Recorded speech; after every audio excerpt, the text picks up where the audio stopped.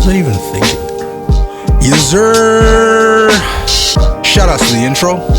Welcome to Rich Talks, podcast about music commentary, cultural commentary, deep dives, and just all around interesting topics, you know? I'm your host, Ankh, aka Ree. Thank you for joining me today. Now let's get into it. So, first and foremost, I'd like to give a big solemn RIP to Akira Toriyama. Because it's truly a sad time for us anime fans, man. Like, Akira played like such a pivotal role for a lot of us growing up, especially in the 90s. Like there's so much emotion that like bubbles up when you start thinking back on the times, like watching the most important events of Dragon Ball and Dragon Ball Z, like the time when Krillin was killed by Frieza on planet Namek. Yeah, I'm nerding out a little bit, but y'all just gonna have to bear with it. You know that the moment was crazy. Like, it was actually crazy. I actually felt that one the first time it actually happened, because I remember when I watched it, like the first time I ever saw it, I was actually watching it with my younger cousins. And I remember one of my cousins, he was like this huge Krillin fan, right? Like, Krillin was legit his favorite character. So when that scene happened and Frieza just like basically like blew up Krillin, this kid legit like broke down into tears. Like, he was unconsolable. He really felt like his guy Krillin was just gone, you know? It shows how much of an impact that series really had on a lot of us adults now, right? Back in the day when we were younger, you know? But the reason I bring that up is because I found it really super weird to hear about some loser on the internet that suddenly tried to rehash this absolutely asinine take that Akira Toriyama was a racist because he didn't draw black characters very well. Like, yo, shout outs to Staff Officer Black from the Red Ribbon Army, and shout outs to Oob. Like, the reason they even said that was because, like, early on in Dragon Ball, you'd see the only black character that they really had. Like, I don't think I really remember any other black character from like Dragon Ball's inception besides Staff Officer Black, who was like the second in command of the Red Ribbon Army, and like he was drawn as this big bald black guy with like thick lips, and like there was nothing wrong with that. Like, I didn't find anything racist about it. But I think you got to be a different kind of special to attack a deceased person's character after they're gone. Like, they can't even defend themselves. Like, you had all this time while he was still alive to bring this up, but you decide to bring it up when he passes. Like, recently after he passes. Move this man!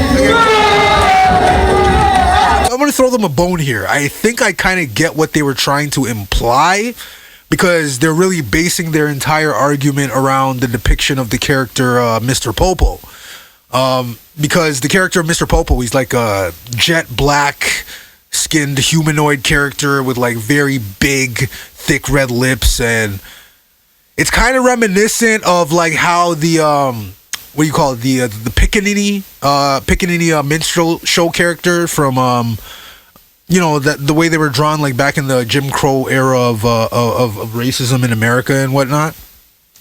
So again, I'm just throwing them a bone here, so because I'm trying to see where they're coming from, but it's just so stupid. So I get they were trying to imply, but it's all just very ignorant, and it's a big fat reach. Like, because it's quite obvious that this person is not someone who actually grew up watching Dragon Ball.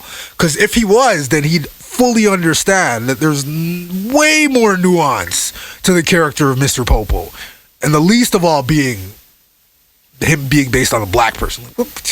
Like, I actually legit tried. I actually tried, guys. I really did, to see where this person was coming from with this. Yo, this take was just so dumb.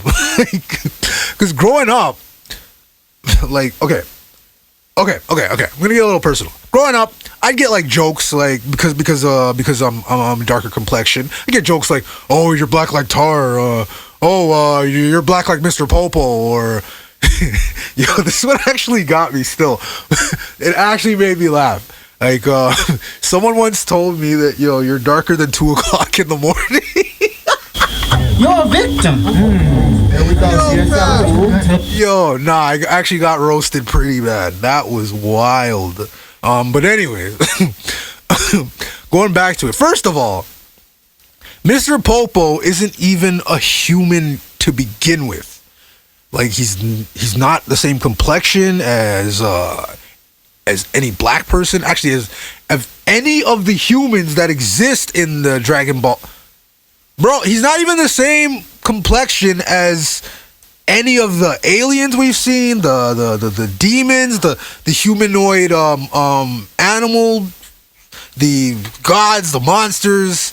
Like throughout the entire series of Dragon Ball, from Dragon Ball, Dragon Ball Z, GT, Super, the movies, you've never seen another character the same complexion as Mr. Popo. Like honestly, like be for real here. Mr. Popo was actually based, if he was supposedly actually based on a black person, then why did Akira Toriyama not draw Officer Black, the second in command of the Red Ribbon Army? Why wasn't he the exact same complexion as Mr. Popo? Why wasn't he this complexion? Same complexion as the mic that I'm speaking into right now. Like with jet black skin, sharp ears like an elf, and no nose. That's a black person to you? What? Because those are not the characteristics of a black person. Like, let alone, it's not even the characteristics of a human character. Like, come on. What is this? When I was first introduced to the character of Mr. Popo, I literally thought he was like based on a genie or a djinn. Just from like the way he was dressed, because like he kind of reminded me from the genie from Aladdin. It's in a similar vein, right? Like someone dressed like they were from the Arabian area. Definitely, he's a jinn. He's based on a jinn. He really does look like a jinn, but actually, he's not based on a jinn. But like, we'll get to that. Like basically, the character of Mr. Popo was actually based on the concept of the Hindu and Buddhist deity Mahakala. I don't even know if I said that right. Apologies if I didn't. Mahakala is known as a protector deity that rules over the concept of time and death. So for those that are actually aware of some of the concepts in Dragon Ball, you already understand that, one, Mr. Popo lives in a place called Kami's Tower. And Kami is the Japanese word for God. So he kind of lives in God's tower, right? And in Kami's Tower is it's a special chamber that the fighters would use on occasion to kind of like help them train, like to expedite their training process, right? When they had limited time. And this place was called the Hyperbolic Time Chamber. And in that chamber, time itself literally moves completely differently. For example, a full year in the Hyperbolic Time Chamber is only equivalent to the passing of a single day in the real world. So you kind of see the correlation here, like Mahakala, the god of concept of time, and Mr. Popo, the protector deity of the Hyperbolic Time Chamber. You see a black person there? Where's... Anyways, come on. Like, and going further, like, two, everyone who lives in Kami's Tower is not even human, guys. Like, you have Korin, the bipedal talking cat that behaves kind of like some sort of sage, you know? And you have Mr. Popo, who is very noticeably non-human. And you have Kami, who is basically the counterpart to the fan favorite green alien that we all know and love, Piccolo Jr. Yes, I know, we all call him Piccolo, but he's actually technically Piccolo Jr. because the original is the Demon King Piccolo, who was handedly defeated by a young Goku at the beginning of the Dragon Ball series. I am nerding out so hard right now. It just had to be said. But you know what? Speaking of Piccolo, he's another great example of a character that some people like to associate with as a quote unquote black character. Fam, he's a big green alien with a deep voice and a tell it like makes him black. Like, come on, guys. Like, when there are actual black human characters in the show, like, I don't understand that.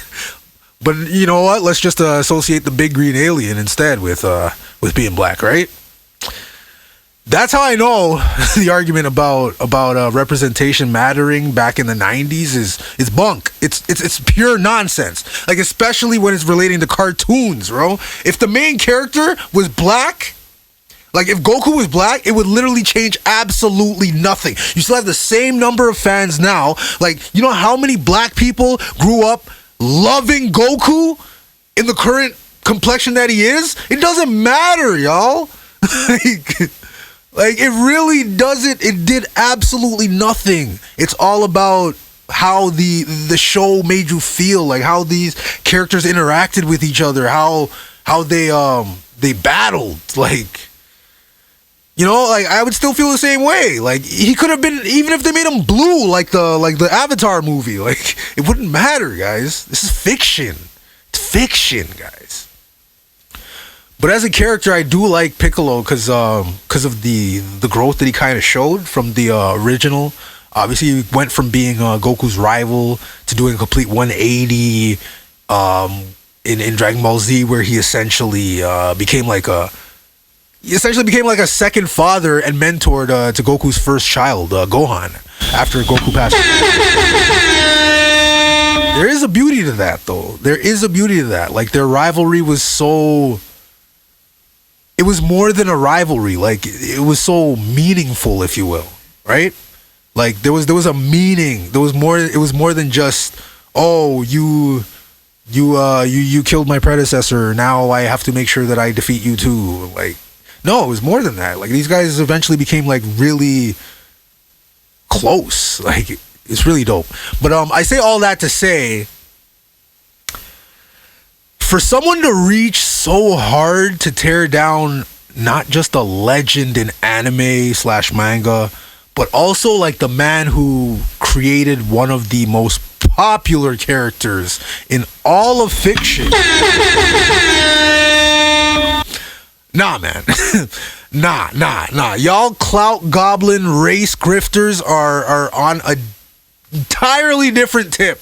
And actually, I think it says way more about the accuser here as the actual racist one. Like, clearly there's legitimate black characters in this series created by Toriyama, and none of these characters remotely resemble Mr. Popo in any way. But you're gonna come out and stand on the hill that, oh, Mr. Popo is based on a black person. Where's your evidence? Like, where's your facts? How are you gonna corroborate that? Like, what is this? Like, this is bullshit. Like, that makes you seem like the racist one here. Like, really and truly. Like, that's how you see black people? We all look like Mr. Popo? We have no nose? We got long, sharp ears? Huh? Jet black skin? That's what we have? It's nonsense, yo. Like, we all look like minstrel characters to you? Is that the wave now? This is bullshit, yo. Like, I will never understand how some of y'all's brains work, to be honest. But yeah, like, again, just R.I.P. to Akira Toriyama. One of the GOATs, the greatest of all times of anime and manga, period. Like, there truly will never be another one of him. Like, he's a one of one, really and truly. Like, seriously, man. Two things that really do get on my nerves: race grifting and attacking the deceased with baseless accusations that you can't even back up with facts. It's nonsense, yo. But yo, tell me what y'all think about this. Like, I'd love to hear y'all thoughts on this matter, on this in particular. Do y'all think Akira Toriyama was being racist when he created Mr. Popo? Or is that just nonsense? Anyways. Alright. So the next thing I wanted to talk about is a topic that seems to be... It's quite polarizing. Like, it's kind of like one of those age-old questions, and I just thought I'd because I was having this discussion offline with friends last week, and I figured, you know what? I'm gonna articulate my point on the podcast instead. So the question is, can men and women be friends? So oftentimes when this question gets asked, like you hear a lot on, at least on the guy's side, that says, nah, just can't be done, men and women just can't be friends because the guy is always going to have ulterior motives, allegedly. Like the go-to argument with this is always, yeah, you say you're friends, but if she offers you the box, you'll take it. And that's true, because how many people do you know in life that would turn down something that is offered freely? Most people like free stuff. So if something's offered to you freely, why would you turn it down if you have no reason not to turn it down? You know what I'm saying? Like, especially when it comes to the fact that women are the gatekeepers to sex, right? So it's not something that is so easily accessible to a man that's like not pursuing it, right? In a sense. But like, again, if you give someone something for free, like, they're gonna take it. But that's not how most scenarios go, guys. Like, if you go through life thinking, oh, you can't be friends with the opposite sex, I think that kind of says more about you as a person. Like, do you like, that's something you should look at internally first. Like, start asking yourself, are you in control of yourself? Or is yourself in control of you? Like in that Seinfeld episode where they were like, are you the master of your domain? Like, it even reminds me of like the Jay-Z line in Can I Live, where it goes, I keep my head, both of them where they supposed to be. Hoes to get you sidetracked and clap from close feet. I don't sleep. Like, that's deep. That is deep. Like, again, I keep my head, both of them, where they're supposed to be. You got to keep your mind right. You have to, you just can't live life with ulterior motives, especially when you're trying to be good with somebody, Like, listen, when it comes to friendships,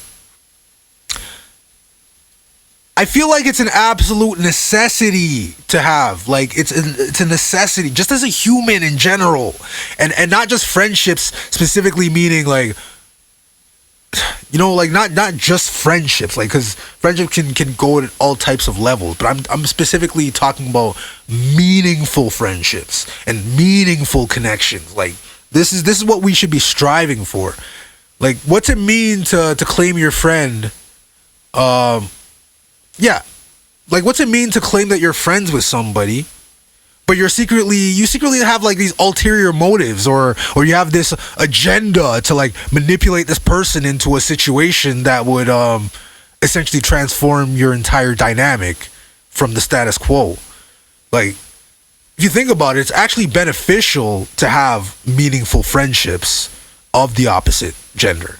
Like, for one, you won't fall into the trap of only ever receiving the perspective of your own gender, as it helps you grow more as a person. Like, so you're able to like hear and interact with the thought processes of the opposite sex. Like, it builds character. It creates less antisocial and awkward people in general. Like in recent years, this weird rise in what the media likes to call the lonely men epidemic. Like, like, because these guys, like, they say stuck in their little padded rooms and not really interacting with actual people, and then they get stuck in this red pill nonsense, like all this red pill nonsense, and then they start turning into women haters and like, yo, go outside, man. Touch some grass. Talk to some people. Like, what is this? But for two, like, meaningful friendships helps set the foundation for like lifelong connections. But I've got a question for those of you that are currently in relationships yourselves. Like, wouldn't you say that your significant other is your friend? Like, I use the term friend loosely because some may say, nah, we're intimate, so I can't just call them a friend. But if you think about it this way, if you took away the physical intimacy, the physical intimate portions of your relationship, and evaluate everything else, like literally evaluate everything you do with your partner minus the intimate parts, wouldn't you say that y'all have an actual meaningful like if it's an actually good relationship that you're in? I'm not going to speak for everyone's relationship, obviously, you know? But, like, it's easy to be acquainted with people because there's really no stakes involved when you're just acquainted with somebody. It's on the surface. Like, you can feign like you're on a deeper level with this person, but you're really just acquainted. you could care less what happens to them. You could care less about their happiness. Like, because, like, if you have an ulterior motive, for example, just a quote-unquote playing a role until you feel the time is right, and then boom, I activate my trap card. Ha ha, bitch! We was never friends. I just wanted your box. Ah! You're a victim. There we go. See, that is no meaningful relationship at all, and those are always doomed to fail, right? There's another thing with having an ulterior motive in these connections is that you'll never truly be your authentic self, like. Because you're always going to be playing a character until you get to whatever it is you wanted, like whatever it is you wanted out of that other person. Like once you get it, then it's like, oh, the real you comes out, right? If and when that ever does occur, or if someone just happened to, like, you know, I don't know, you just notice how quickly that the dynamic will deteriorate after like the true self comes out. You know what I mean? Because your foundation wasn't even, there was no foundation. Like y'all weren't ever really friends.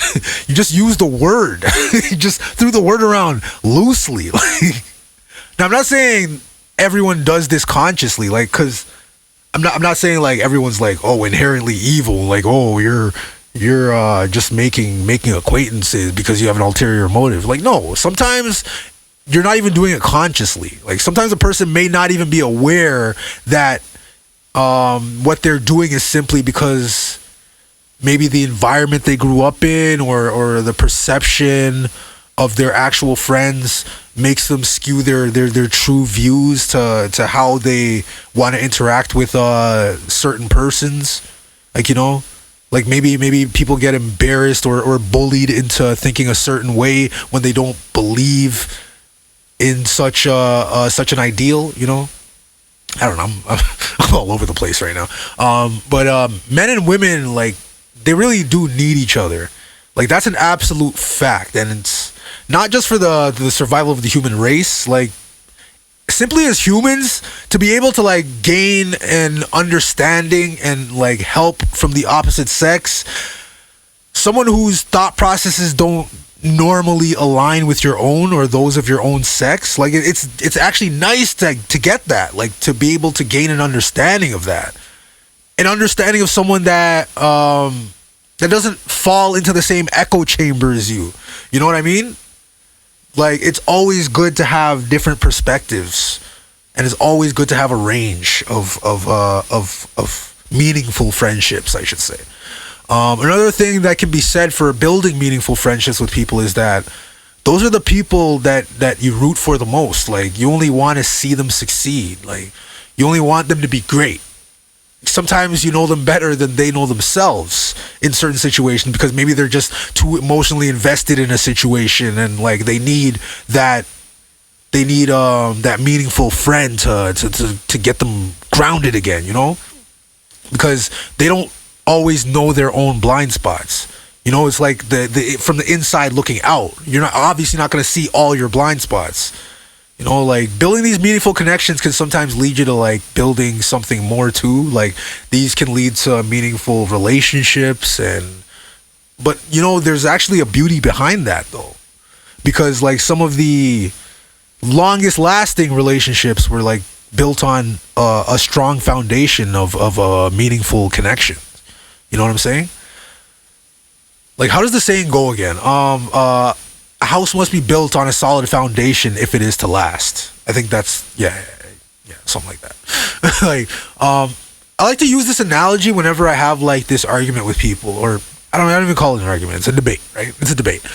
When it comes to matters of the opposite sex, to me, it's like the story of the three little pigs.